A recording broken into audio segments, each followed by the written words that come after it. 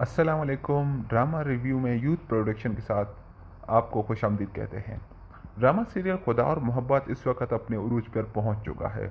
खुदा और मोहब्बत ड्रामे में आगे क्या होने जा रहा है, फरहाद मर चुका है या नहीं, इन तमाम सवालों का जवाब आपको इस वीडियो में मिल जाएगा। आपको हम बताते चलें कि इस वीडियो को मुकम्मल देखें, क्योंकि इस वीडियो को देखकर आपको मालूम होगा कि अगले एपिसोड के अंदर क्या होने जा रहा है। हम आपको अभी से बता देते हैं कि ड्रामा सीरियल इस वक्त एक बहुत अहम मोड़ पर, बल्कि बहुत ही ज़्यादा अहम मोड़ पर पहुंच चुका है। ड्रामा सीरियल खुदा और मोहब्बत पाकिस्तान का सबसे बड़ा ड्रामा सीरियल शुमार किया जाता है। खुदा और मोहब्बत ड्रामे के पिछले 2 सीजन्स कामयाब रहे हैं और कामयाबी के रिकॉर्ड कायम कर चुके हैं। ड्रामा सीरियल खुदा और मोहब्बत का तीसरा सीज़न इस वक्त बहुत अहम पॉइंट पर पहुंच चुका है। कामयाबी के नए रिकॉर्ड कायम करने के बाद ड्रामा सीरियल खुदा और मोहब्बत टीवी चैनल के साथ साथ यूट्यूब पर भी कई मिलियन व्यूज़ हासिल कर चुका है, जिसका पहला एपिसोड 60 मिलियन के करीब व्यूज़ हासिल कर चुका है। ड्रामा सीरियल खुदा और मोहब्बत के अंदर दो इंतहाई अहम किरदार हैं। फरहाद का किरदार जो अदाकार फेरोज़ खान अदा कर रहे हैं, जबकि माही का किरदार अदाकारा इकरा अजीज़ अदा कर रही हैं। ड्रामा सीरियल खुदा और मोहब्बत दो लाजवाब जज्बों पर मुश्तमिल है। ये दो जज्बे जो अज़ल से चले आ रहे हैं और अब तक जारी रहेंगे। ये जज्बे जो हर इंसान के अंदर मौजूद हैं, हर दौर के अंदर मौजूद थे, मौजूद हैं और मौजूद रहेंगे। इन जज्बों को ज़वाल नहीं है। ये दो जज्बे खुदा और मोहब्बत हैं। इन्हीं दो जज्बों को आइडियल बनाकर, इनको मिसाली बनाकर ये ड्रामा लिखा गया और इन्हीं दो जज्बों को एक तस्वुराती शक्ल दे दी गई।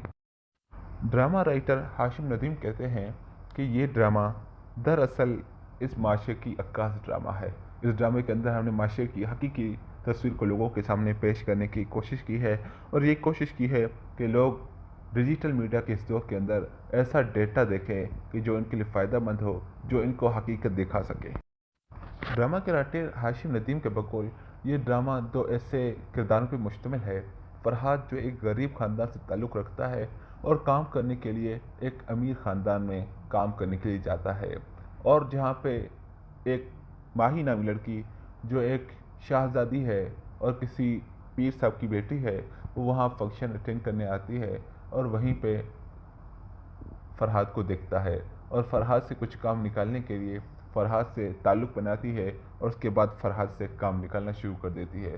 फरहाद इस छोटे मोटे ताल्लुक़ को बहुत बड़ी चीज़ समझता है और वह समझता है कि एक माही इनसे ताल्लुक़ बनाना चाहती है, लिहाजा फरहाद इस मामले में सीरियस हो जाता है। जबकि माही जो उनका उसूल था, जो हमेशा से करती आ रही थी कि लोगों से काम निकलने के लिए छोटे मोटे ताल्लुक़, छोटा मोटा फ्लर्ट, लेकिन फरहाद ने इसको सब कुछ समझा और उसके बाद इस बात को सीरियस ले लिया और आखिर तक माही के काम करता रहा।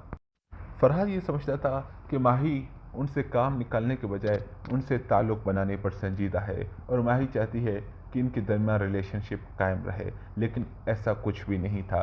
ये हकीकत से इस बात का दूर दूर से कोई ताल्लुक़ नहीं था। फरहाद जो एक हंसता मुस्कुराता जीदार जवान था, वो अपने घर से निकलकर सेठ निसार साहब के पास काम करने आया था और काम करने के बाद जहां उन्हें एक फंक्शन अटेंड करना था और उनकी बेटी के फंक्शन को सजाना था और तमाम इंतजाम संभालने थे, फरहाद ने ये काम बहुत खुशउस्लूबी से किया और घर वाले सारे खुश थे। उसके काम करने के बाद पर बहावलपुर जाना हुआ तो सेठ निसार ने वहाँ शाहजी के घर में इन्हें मुलाजिमत दिलवा दी, जहाँ उन्होंने काम करना शुरू कर दिया और माही के पीछे उन्होंने टोह लगाना शुरू कर दिया। फरहाद चाहते थे कि माही से रब्ता बने और माही के साथ उसी तरीके से बात करे जिस तरीके से सेठ निसार के फंक्शन में बात किया करते थे। वहाँ उन्होंने मुलाजमत शुरू की और वहाँ छोटे शाहजी के ड्राइवर के तौर पर भर्ती हुए। छोटे शाहजी इनके काम से बड़े खुश थे। वो इनको बहुत काबिल, बहुत लायक समझते थे। दीगर मुलाजमीन की तरह इनको नहीं रखते, बल्कि इन्हें उन पर फोकियत देते थे और जब कोई अहम काम होता तो फरहाद नामी लड़के को अपने साथ रखते थे और फरहाद को वो बहुत अच्छा और काबिल इंसान समझते थे। लेकिन फरहाद ये सब कुछ नहीं करना चाहता था। तमाम मुलाजमीन इसकी काबिलियत परश करते थे, लेकिन वो ये भी सोचते थे कि फरहाद जैसा नौजवान यहाँ पे क्या कर रहा है।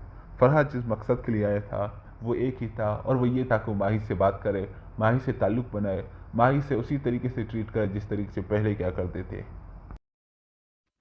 इसी दौरान माही के लिए रिश्ता आता है और माही का रिश्ता किसी और जगह तय हो जाता है। فرحاد کو جب اس بات کا علم ہوتا ہے تو فرحاد پریشان ہو جاتا ہے۔ ماہی ان سے کہتی ہے، اپنی ملازمہ سے کہتی ہے کہ جاؤ اور فرحاد سے کہو کہ وہ مجھے بھول جائے اور اپنے گھر چلا جائے، ورنہ کسی کو پتہ چلا تو فرحاد کی جان بھی جا سکتی ہے۔ ملازمہ آ کے فرحاد سے کہتی ہے کہ ماہی کا کہنا ہے کہ آپ یہاں سے چلے جائیں، لیکن فرحاد کہتا ہے کہ اگر ماہی واقعی مجھ سے بیزار ہیں اور وہ چاہتی ہیں کہ میں یہاں سے چلا جاؤں تو ماہی سے کہیں کہ خود میری آنکھوں میں آنکھیں ڈال کر مجھ سے بات کرے اور خود مجھے اپنی زبان سے جانے کا کہے۔ پھر اس کے بعد ماہی ان سے ملنے آتی ہے اور ماہی اور ان کے درمیان ملاقات لائبریری میں ہوتی ہے۔ ماہی ان سے کہتی ہے کہ میرا رشتہ طے ہو چکا ہے، لہٰذا آپ مجھے بھول جائیں اور خدا کے واسطے آپ یہاں سے کہیں اور چلے جائیں۔ فرحاد کہتا ہے کہ آج آپ نے ایک معصوم دل کو توڑا ہے، آج آپ نے مجھے رسوا کیا ہے، آج بے سکون کر دیا ہے، اور بددعا دیتے ہوئے کہتا ہے کہ میری بددعا ہے کہ تمہیں بھی سکون میسر نہ ہو، تم بھی پل پل سکون کے لیے تڑپو اور تم بھی اس طرح چیختی رہو جس طرح سے میں آج چیختا رہا ہوں۔ اس کے بعد فرحاد وہاں سے چلا جاتا ہے، بنگلہ چھوڑ دیتا ہے اور ریلوے اسٹیشن چلا جاتا ہے۔ اس کے بعد کسی کو خبر نہیں ہوتی اور فرحاد کے مرنے کی اطلاع ملتی ہے۔ دلاورے کو فرحاد کے انتقال کی خبر ملتی ہے تو دلاورے بڑا پریشان ہو جاتا ہے۔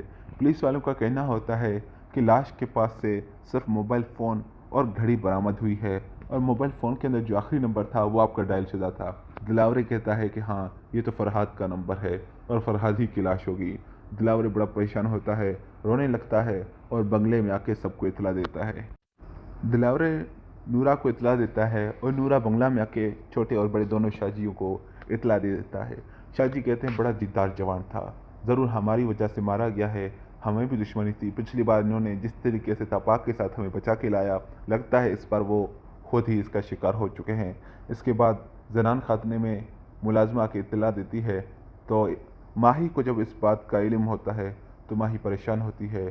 ماہی کو یاد آتا ہے کہ فرحاد نے انہیں بددعا دیا تھا، تو ماہی وہاں سے دوڑنے لگتی ہیں، نیچے آتی ہیں اور سیڑھی کے نیچے آ کے بے ہوش ہو جاتی ہیں۔ زنان خانے میں کوہرام مچتا ہے۔ ماہی کی والدہ کہتی ہے کہ اس بات کی اطلاع باہر کسی کو نہیں ہونی چاہیے، اور اس کے بعد ان کی شادی کی تیاریاں زور زور سے ہونے لگتی ہیں۔ اس بات کا علم جب فرحاد کے والدین کو ہوتا ہے تو سارے لوگ پریشان ہو جاتے ہیں، سب لوگ رونے لگتے ہیں۔ فرحاد کی والدہ بے ہوش ہو جاتی ہے اور انہیں اسپتال لایا جاتا ہے۔ ڈاکٹر کا کہنا ہوتا ہے کہ 24 گھنٹے اہم ہیں، لہٰذا آپ مینٹلی پریپیئر رہیں کہ کچھ بھی ہو سکتا ہے، اور والدہ کے لیے دعا کرتے رہیں۔ اور اس کے بعد سیٹ نثار کے ساتھ بہاولپور جاتے ہیں تاکہ لاش کو ریسیو کر سکیں۔ اس کے بعد لاش کو لایا جاتا ہے اور اگلے ایپیسوڈ کے اندر لاش کو دفن کیا جاتا ہے۔ اگلے ایپیسوڈ کے اندر آپ دیکھیں گے کہ ماہی اپنے آپ کو فرحاد کے قتل کا ذمہ دار سمجھتی ہیں اور کافی پریشان لگتی ہیں۔ میں خود کو معاف نہیں کر سکوں گی بھابھی، یہ سب میری وجہ سے ہوا ہے، میں نے اسے مار ڈالا۔ پاگل مت بنو، جو کچھ بھی ہوا ہے اس کی تقدیر میں لکھا تھا، تم نے تو اسے یہاں نہیں بلایا نا۔ ماہی کہتی ہیں کہ یہ سب کچھ میری وجہ سے ہوا، میں نے اس کو جواب دیا تھا، میں نے اس کو دھتکار دیا تھا، جس کی وجہ سے وہ یہاں سے چھوڑ کر چلا گیا اور ٹرین کے نیچے آ کر اس نے خودکشی کی۔ اصل حقیقت ہم آپ کو بتائیں گے کہ اگلے ایپیسوڈ کے اندر بہت ساری چیزیں ہوں گی۔ فرحاد نہیں مرا ہے، کیونکہ آپ نے پرومو کے اندر دیکھا ہوگا کہ فرحاد کسی دربار میں ہوتا ہے اور وہیں پہ مجاور بن کر بیٹھتا ہے، ماہی وہیں پہ آتی ہے۔ یہ کہانی یہیں پہ نہیں رکی، یہ اصل میں انٹرول ہے، کہانی ایک اہم موڑ پہ پہنچ چکی ہے۔ فرحاد مرا نہیں ہے، بلکہ جو گھڑی اور موبائل فون برآمد ہوئے ہیں اس کے بارے میں ہم آپ کو بتاتے چلیں کہ موبائل فون اور گھڑی یہ دونوں جاتے ہوئے فرحاد نے اسٹیشن پہ پھینک دیے تھے، کیونکہ فرحاد نہیں چاہتا تھا کہ دنیا سے رابطہ ہو، اس کے لیے اس کی دنیا اجڑ چکی تھی، وہ دنیا کے لیے مزید زندہ نہیں رہنا چاہتا تھا۔